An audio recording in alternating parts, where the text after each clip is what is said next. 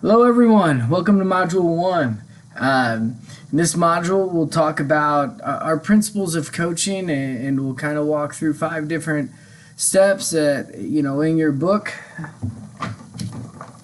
Successful Coaching, okay, by Rainer Martins. Okay, we'll walk through those first five chapters of that book through this module, and ultimately our goal here by the end of these 5 chapters is to be able to clearly define your coaching philosophy and determine how you are going to live that out. And right, as a Christian, how you're going to live that out, and your ethics, clearly define what those are.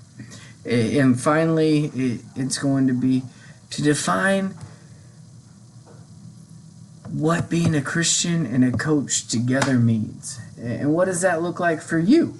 And so as we start out Module 1, you'll start out talking about your philosophy.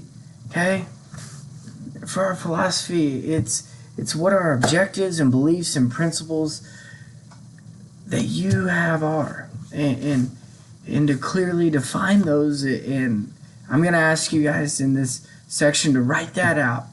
Your philosophy is going to be something that changes over time. In my master's course, I studied at the University of Missouri for my master's, and I was asked to think about my coaching. In our first section in that master's program, I was asked to write my philosophy. And then a year and a half later, as I'm about to graduate, and I have this big litany of things to do, I was asked to write it again. And luckily I'd saved it, and I read back through it, and I modified it, and it was amazing for me to see the change that took place in that philosophy, and just how getting a better understanding of myself and some principles that go along with coaching changed it. And I hope that, obviously over the course of however long it takes you to get through this coaching authorization, it won't change drastically, I would not assume. But hopefully you do see some change and some thought through reading this book and some of the other resources that we'll go over throughout the course. Excuse me, it's a little dry in here. My body is still getting acclimated to Northwest Iowa. And so, we'll look at that. So I'm going to ask you to write out that philosophy, and I'm also going to ask you to define being a Christian coach. And while these are 2 separate assignments I'm going to ask you to do, they should intertwine. They should overlay. Okay? For me, my philosophy is that I'm going to create a culture that is conducive to success for the whole person by showing my athletes that I am faithful to them, I am faithful to my core values, okay, which are loyalty, faith, trust, respect, and I am going to properly prepare my student athletes for life beyond college, so that when they graduate from Dordt University, they're ready to be successful fathers, husbands, employees, employers, and better brothers, sisters, and sons. And so that would be the foundation for my philosophy. And what I'm going to do is ask you to expand on that. So I'm going to ask you to write out this first paragraph and define what that philosophy is, just very bluntly. And then I'm going to ask you to write why. Why are those things there? Why did I put my faith in there, in my philosophy? Because for me, it's at the core of who I am. And so if my athletes cannot see my faith through my coaching, am I really effectively doing my job in allowing myself to gain the personal relationship that I need with each one of these guys to allow them to grow as whole people. Why do I put respect in there? Because it's important for me to respect my athletes, respect the work that they do, and show them that. Okay? Because respect is a two-way street. And so that was foundational for me in putting that in there. And I could go on and on and on. But those are that's kind of a brief example of what I want you to do, and I'll lay it out a little bit better in my description, so you can have a refresher. But no, you can always revert back to the beginning of this video to kind of hear it if you're somebody that needs to hear it out loud for it to connect or make sense. And as always, you're welcome to email me if you have any questions about that.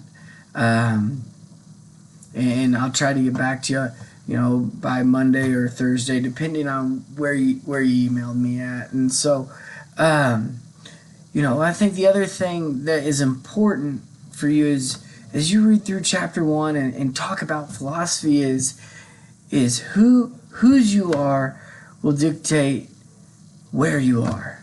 And for me as a Christian, I know I'm a child of God.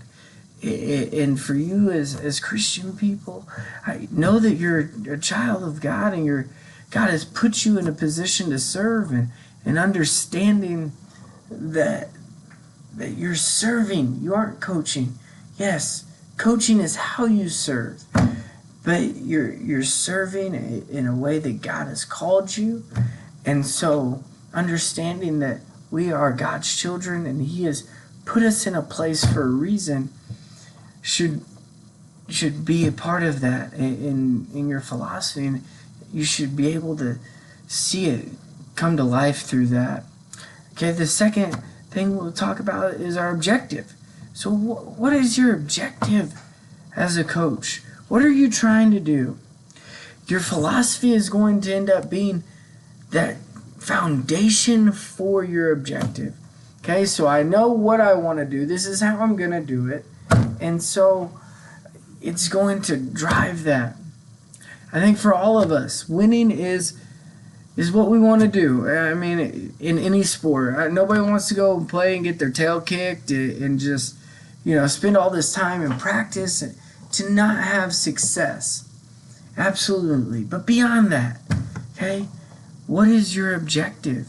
Is your objective to make sure that you talk to every one of your athletes every day and build those relationships? Is your objective to develop your players no matter the sport? And my assumption is that both of those things on some level are objectives that you have, okay? But maybe think deeper. Do you want to create an environment of enjoyment? Do you want to create an environment of ownership where your athletes feel like they have ownership over the program? Do you want to, I don't know. There's a lot of ways we could go with it, and it's one of those things that personally it's going to be different for every one of you. So like for myself, and to give you an example, I just took over the baseball program here this summer, and one big objective for me was to develop a foundation. To develop a foundation for our guys to build on, with ultimately the result being some different things, but establish that foundation. And so as I looked at that objective, I said, how do we do that? What are the things that are going to be our foundation? Because, okay, I want to develop a foundation for my program. Great. But I had to sit down and think about the things that were going to be important for that. And so for me, there was two things that came to mind, and that was organization and accountability within our group, within our coaching staff. And so those have been two things this fall that our guys have heard me say just every day almost, and I'm sure they're tired of hearing it, and they, but it's for us, for the baseball program here, those are going to be our foundational things that we build off of, and that was our objective. We, as a coaching staff, we limited it to one thing. This is our objective. Okay, we're going to build a foundation, and we're going to do it through being organized and accountable in everything we do. And so we've done some other things that stem off of that, but defining that objective has really given our coaching staff the ability to freely think and have some direction in our thought. Our challenge as coaches is sometimes we play a game or we play a tournament and you get back and you're like, oh, I got to hammer this. I've got to do this right now. And we bounce from place to place and we lose sight of objectives because we haven't clearly defined them and repeated them and made them a huge part of what we're trying to do. And so we'll talk about objectives and what those mean to you and the role. The book will talk about the role that winning plays. What role does it play? Is it important? Absolutely it's important. We all think it's important. Is it the end-all, be-all? Where's it at in that priority list? And for each one of us, it'll be different. It'll be different depending on your level. It's different for me at this level than it might have been if I was at the high school level, just in terms of how we structure our whole program. So we'll talk about our style. So how do you want to display your objective and your philosophy? And the book really refers to three things at the beginning that are your style. Is it command? Do you as the head coach or coach want to be authoritative and say, this is the way that we're going to do it. This is how I'm going to do it. And no matter what, and not veer off of that and not waver from it. Then we refer to a submissive style. Okay, this submissive style is where you try to limit your decision making and you're passive. You're passive in things that you do. You push things off. Your athletes ask you questions and you know kind of what they're thinking, and you aren't willing to kind of just hit them with the truth, so to speak. And hopefully, that one. There's some successful coaches that have a submissive style of coaching. And then the third one is, are you cooperative? Is that your style? Do you try to meet your players at a point? Do you try to give them ownership? What do you try to do? Where do you try to meet them at? Do you allow them freedom and flexibility to do their own thing? And as you read through this third chapter, I think the one thing is, as I've read this book a couple times, and the one thing that I kind of always go back to is there value in being all three? Is there value in having a diversity of style? And at what point is it too much? Because there's value in being consistent. Your athletes, if they know what to expect every day, no matter what else is going on, there's a comfort level in that, and that's going to give them a sense of comfort. But can I be consistent and show all of these styles? And is that something to consider? And so for that chapter, that's something I really want to challenge you with and task you with about thinking about. And so I'll ask you to kind of just write like a one-page excerpt about your style and what it looks like as you self-evaluate. In baseball, I ask our guys to self-evaluate all the time. I ask them to self-evaluate every swing. We're a sport that is so dependent on self-evaluation from swing to swing, from pitch to pitch, and so it's a big thing. So for me, that's something I'm very cognizant of. The fact I ask my guys to do it all the time, I need to do it all the time. I need to reflect. I need our coaching staff. I need my assistants to reflect constantly on the way they're doing things. So in this section, I'm going to ask you to self-evaluate. And if you're new to coaching, great. This is awesome. Read through those and tell me what kind of coach you think you're going to be. And I'll lay that out a little bit more clearly in the assignments page. And then chapters 4 and 5 are related to some of the challenges you'll face, and if you look at the textbook, you can see how I have this sectioned off.